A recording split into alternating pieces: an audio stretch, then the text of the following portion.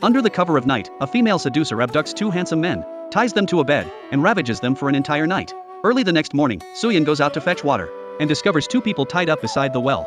They're sporting massive dark circles, their faces pale, clothes in complete disarray. When they see Suyin, it's like spotting a ferocious beast. Without even a word of thanks, they bolt. Suyin is left standing there alone, utterly confused. At first, the two grown men feel that something like this happening to them isn't exactly a loss. But Juno's most cherished book is missing. It must have been stolen by the female seducer last night. They rack their brains for details, swearing to hunt the female seducer down. Then it suddenly comes back to them. She had a black mole on her butt and a strange, lingering scent. They quickly identify their first suspect, Chayoung, the girl who almost had an engagement with Juno.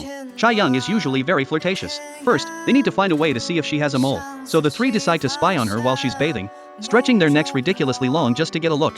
They finally confirm that Chayoung has no mole. After ruling her out, they set their sights on Suyin. She happened to show up that morning and save them, which makes her highly suspicious. To check whether Suyin has a mole, Juno deliberately brings out a box of family treasured dried persimmons. He laces them with laxatives, and has a classmate lie that they're a gift from the teacher, even insisting she eat them immediately. As long as Suyin gets diarrhea and goes to the toilet, they'll be able to observe her perfectly through the gap. Little do they know how absurd the excuse sounds. Suyin doesn't dare eat them at all, and instead shares the persimmons with all the classmates and teachers.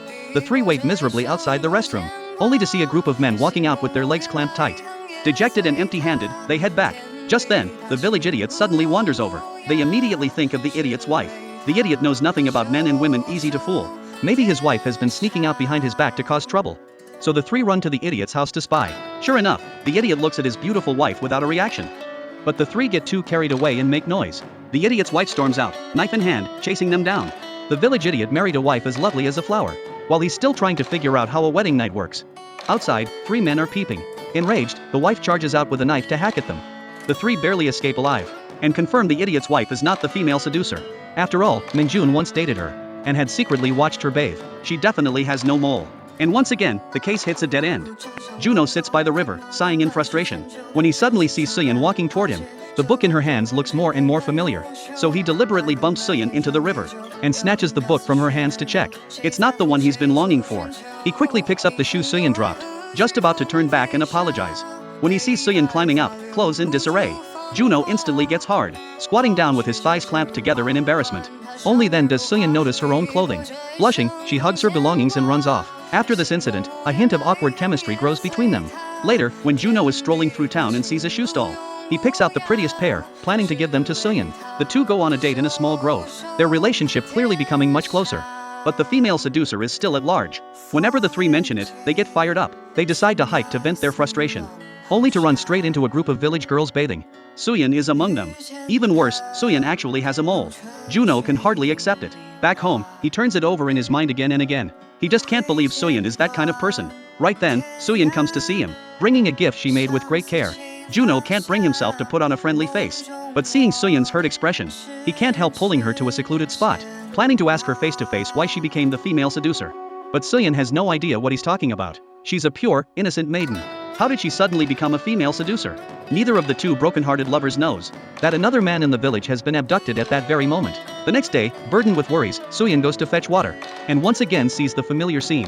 Thinking the tied-up man is still Juno, she rushes forward to rescue him, only to find two complete strangers.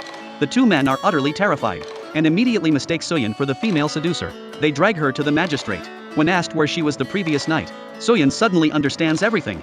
Worried that Juno might also have been violated by the female seducer, and that speaking out would stain his reputation, she grits her teeth, takes the beating, and says nothing.